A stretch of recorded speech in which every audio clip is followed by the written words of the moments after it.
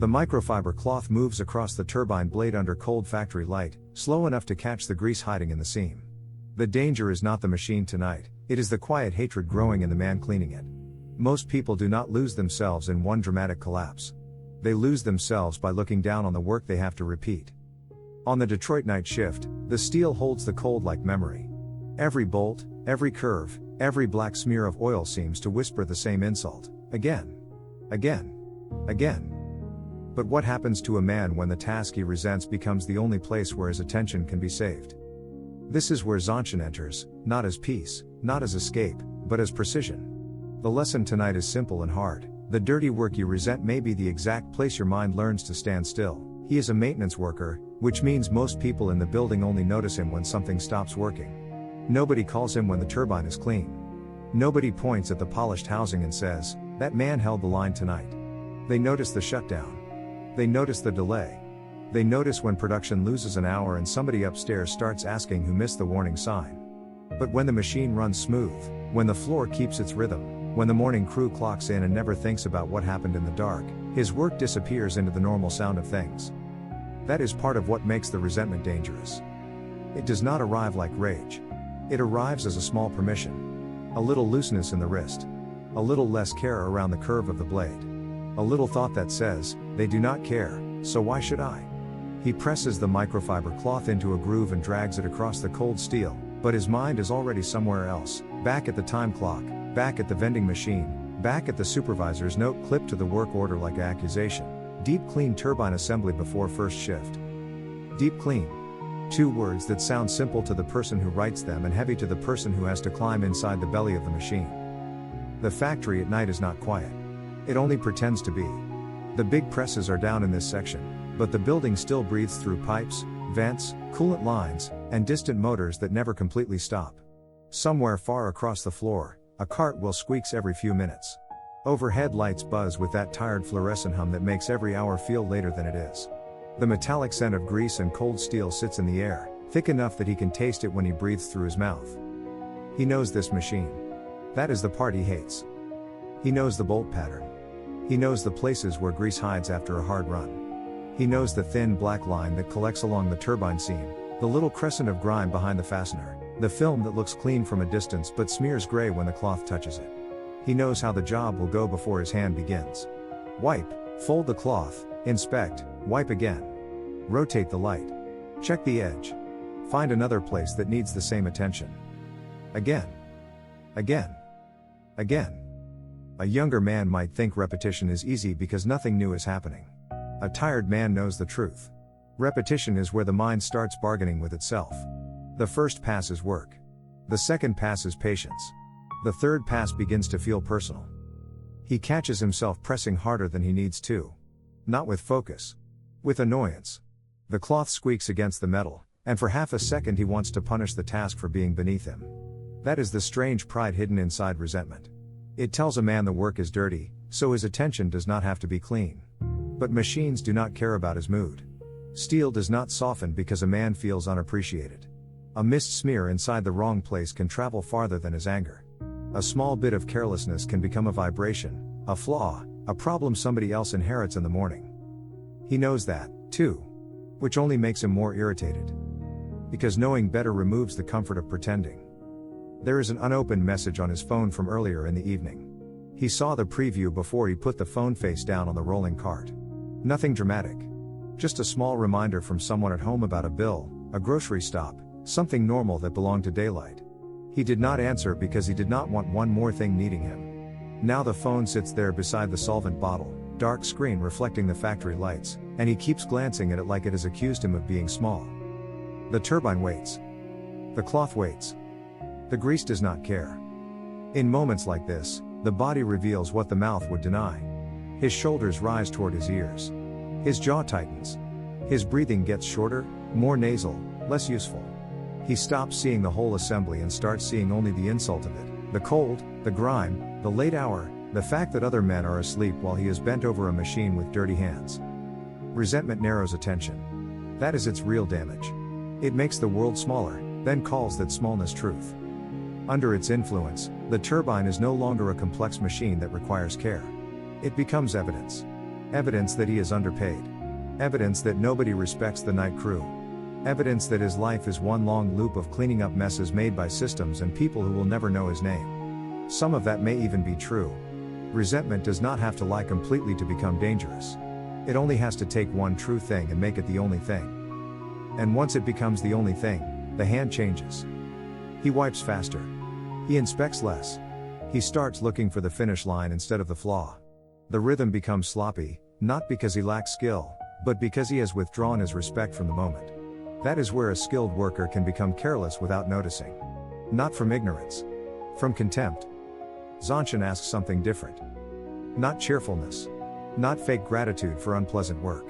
Not pretending that cold steel and old grease are beautiful in some cheap motivational way. Zonchin is sharper than that. It is the discipline of remaining awake after the mind has decided the moment is not worthy of attention. For him, it begins with the turbine blade in front of his hand. No speech. No grand decision. Just the fact that the cloth is folded wrong. One corner is too wet. The pressure is uneven. The light is angled badly, missing the lower seam. These details are small, but they are not trivial.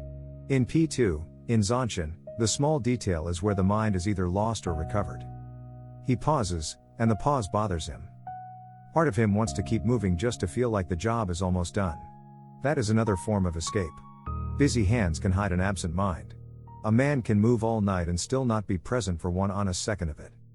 The undisciplined reaction is easy to understand. Rush the pass.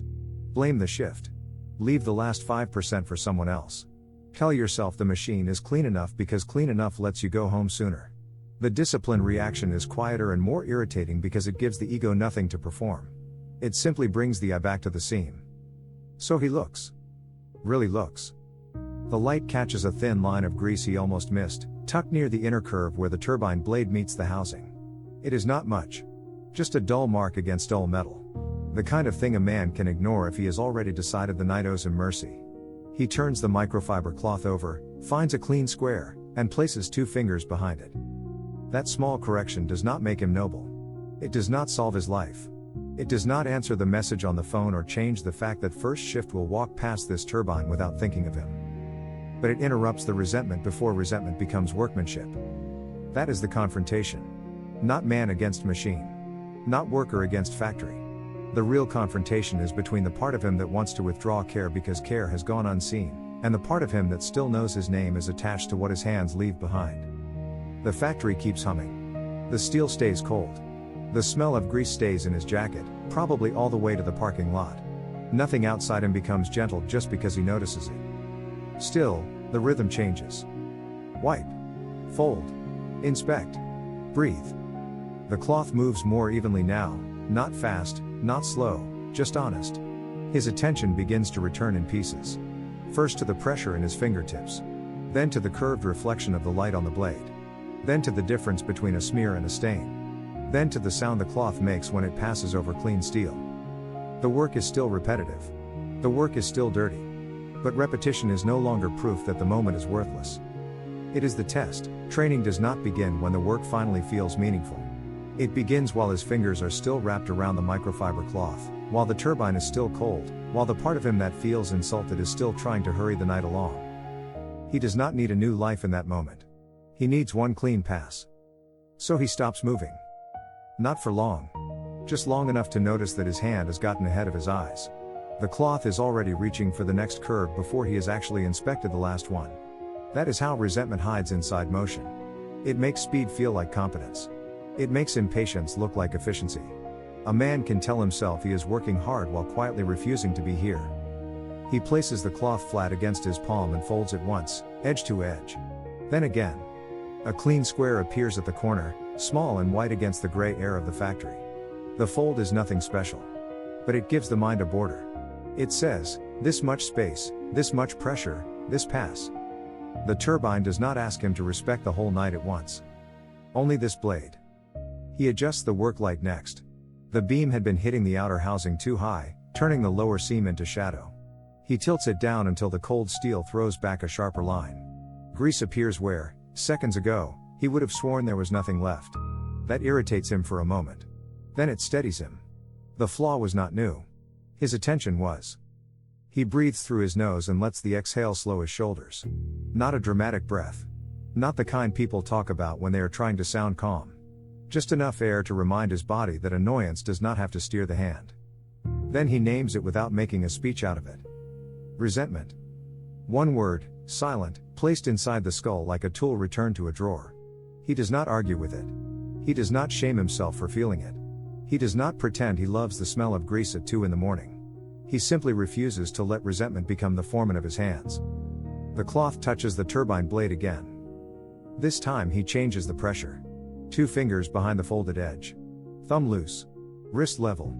He moves from the base of the curve outward, following the shape instead of fighting it. The cloth drags slightly where the grease is thicker, then glides when the metal clears. That small difference becomes information. The machine is speaking in friction, and for the first time in 20 minutes, he is listening. This is the quiet practice of Zanshin in motion, not staring harder, but staying connected while the movement repeats. Wipe. Fold. Inspect. Turn the light. Check the seam. He does not make a checklist out of it. He makes a rhythm. The rhythm is slow enough to catch what anger misses and steady enough to keep fatigue from turning sloppy. Every few passes, he steps back half a foot and lets the whole assembly come into view. Then he returns to the exact place where the blade meets the housing, because the mind wants to drift into the size of the job, and discipline brings it back to the size of the next honest action. That is how he shrinks the battle. The battle is not the whole factory. Not the supervisor's note. Not the message on the phone. Not every year he is spent doing work other people only notice when it fails. Tonight, the battle is the dull line at the inner curve of the turbine, and the question is whether he will clean it with the same care he would use if someone important were watching. No one is. That is why it matters. He rotates the assembly only after checking his stance and the clearance around his hands. A tired man can get casual around familiar equipment, and familiarity is not the same as safety. He plants his boots before he leans. He keeps his sleeve back. He waits until the movement settles before the cloth returns to the metal. The point is not to suffer through the job. The point is to remain awake inside it. The phone on the cart lights up once. For a second, his eyes go there. The old irritation rises again, fast and believable. Another need. Another reminder. Another piece of life waiting outside this machine. His fingers tighten around the microfiber cloth, and he almost reaches for the phone just to escape the turbine for 30 seconds. Instead, he turns the phone face down again without reading it. Not because the message does not matter. Because this is not the moment to let avoidance disguise itself as responsibility. He will answer when he can answer properly. Right now, the unfinished seam in front of him is the thing he is trying not to abandon. He returns to the blade. The next pass is slower. The cloth is no longer just a rag in his hand. It has become the anchor, the small physical proof that his attention can return. At the beginning of the night, it was only something to drag through grime. Now it is a way to measure the state of his mind. When the fold gets careless, he knows he is drifting. When the pressure gets harsh, he knows resentment has come back into the wrist. When he skips inspection, he knows he is trying to trade workmanship for escape. So he builds a ritual out of correction. If the cloth smears, he refolds it. If the light hides the seam, he moves the light. If his breath shortens, he stops 1 second before continuing. If his mind starts telling the whole story of how unseen he is, he brings his eyes back to the exact place where grease meets steel. If he feels the urge to rush, he slows only the next pass. That is enough. Not forever. Not for his whole life. Just for the next pass. The work begins to change because his relationship to repetition changes. Repetition had felt like an insult because he was measuring it by applause. No applause came, so every repeated motion seemed to take something from him. But inside the rhythm, he finds a different measure. The cloth does not care who praises him. The turbine does not care who understands him. The seam either clears or it does not. There is something clean about that. He notices the sound now. The faint rasp when the cloth hits residue. The softer hush when it crosses bare metal. The tiny click of the light stand cooling in the cold air. The distant ventilation system breathing through the building. These sounds were present before, but resentment had flattened them into noise. Attention gives them shape again. Minutes pass differently. The job is not suddenly pleasant. His back still feels the angle. His hands still carry the chill from the steel. The metallic scent of grease still works its way into his clothes. But the night is no longer one solid block pressing against him. It has been broken into movements he can honor. A blade. A seam. A fold. A breath. A clean square of cloth. This is where dirty work becomes training, not because dirt is noble, and not because a man should be grateful for being overlooked. It becomes training when the task exposes the exact weakness that would follow him anywhere else. If he resents repetition here, he will resent it at home. He will resent it in maintenance, in marriage, in money, in health, in every quiet duty that does not clap when he completes it. The turbine is simply honest enough to show him the pattern. So he keeps working. Not with fake enthusiasm. Not with a smile. With something better, accuracy. The microfiber cloth moves across the last visible line of grease, and his hand stays with it until the pass is finished. By the time he reaches the inner housing, the factory has not become kinder. The lights still buzz overhead. The cold still sits in the steel. The air still carries that metallic scent of grease that will follow him into his truck later, maybe into the first few minutes of sleep. Nothing about the shift has turned poetic just because he decided to pay attention. That would be too easy. The work remains what it is, repetitive, dirty, exacting, and mostly invisible. But the rhythm inside him has changed. At the beginning of the night, every repeated motion felt like proof that the job was beneath him. Now the repetition has become a line he can walk without falling into contempt. The microfiber cloth moves across the turbine blade, and he no longer drags it like a complaint. He guides it. Folded clean. Pressure even. Wrist quiet. Eyes following the edge instead of looking past it toward the end of the shift. The resentment is still there. It has not vanished. It waits behind the ribs, looking for another opening. It rises when he thinks about the morning crew walking in with coffee, when he imagines the supervisor checking a box without ever seeing the angle of his back at 2 a.m. It rises when the phone on the cart stays dark and somehow still feels heavy. But now resentment does not get to touch the work before he does. That is the difference. He finds one last line of grease tucked behind the lower seam, so thin it almost disappears under the light. Earlier, he might have called it clean enough. Not because he was lazy. Because a tired and resentful mind loves the phrase clean enough. It sounds practical. It sounds adult. It sounds like a man who knows when to stop. Sometimes it is wisdom. Tonight it would be escape. He shifts the light again, kneels closer, and folds the microfiber cloth into a fresh square. The cloth is no longer just an object in his hand. It is a question. Can you give full attention to a place nobody will praise you for seeing? He answers without words. One pass. Then another. The turbine blade begins to catch the light differently. Not shiny like a showroom. Not perfect. Just honest. The gray film lifts. The seam clears. The curve of the metal shows itself with a colder, cleaner edge. In the reflection, he sees the movement of his own hand, slower than before, steadier than he felt an hour ago. That is the strange thing about precision. It does not always make a man feel powerful. Sometimes it simply makes him less divided. A divided man works with one hand while the rest of him argues with life. A present man may still be tired, still underpaid, still unseen, but he is not scattered across every insult the mind can collect. He is here. His boot on the grated floor. His shoulder under the light. His fingers behind the cloth. His breath moving through the cold. The machine begins to look less like an enemy and more like a reality. Not a friend. Not a symbol built to comfort him. A reality. Heavy, complex, indifferent, and entrusted to his hands for this hour. That matters. Because so much of modern life trains a person to withdraw care from anything that does not reward them quickly. The message does not come back fast enough, so the mind leaves. The paycheck does not feel fair enough, so the hand loses pride. The task repeats too often, so attention starts treating it like waste. But a life is built in repeated motions. The way a man wipes a blade when nobody is watching is not separate from the way he answers a hard conversation at home. The way he checks the seam is not separate from the way he checks his own tone when he is tired. The way he keeps pressure even on cold steel is not separate from the way he keeps his character from becoming rough just because the day was rough. He does not think all that in complete sentences. He only notices that his jaw has loosened. His shoulders have dropped.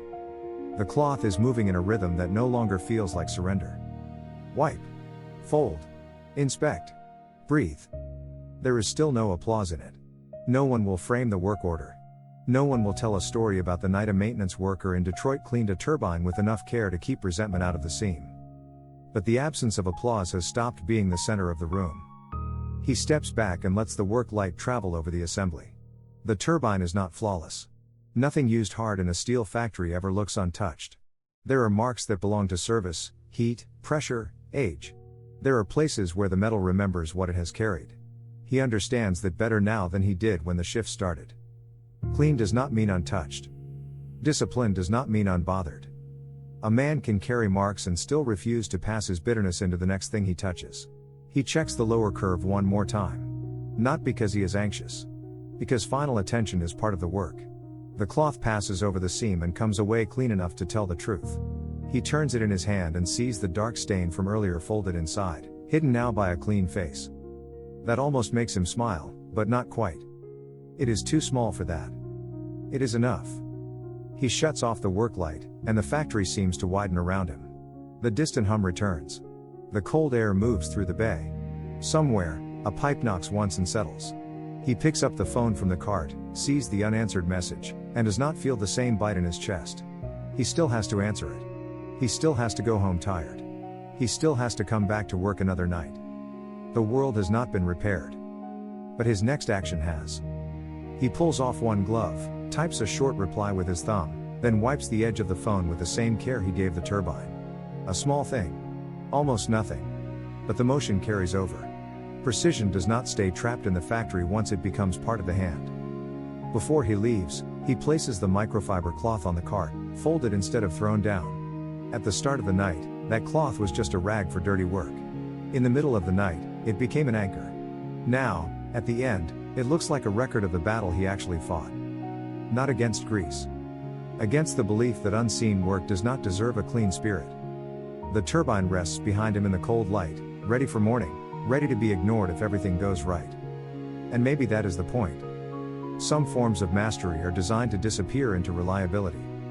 The cleanest work leaves nothing dramatic behind, only proof that resentment did not win. You may never clean a turbine on a Detroit night shift. But you know the feeling of work that repeats until the mind starts calling it meaningless. A sink full of dishes after everyone goes quiet. A late reply you owe someone. A job done well that no one mentions because nothing broke. That is where your own battlefield waits. Today, choose one repeated task and do not throw your bitterness into it. Fold the cloth. Set the light. Make one clean pass. Let the small detail pull your attention back before resentment takes the wheel. If this spoke to something in you, stay with this channel. Not for noise. For practice. Because mastery does not begin in the dramatic moment. Mastery begins when the smallest detail becomes worthy of your full attention.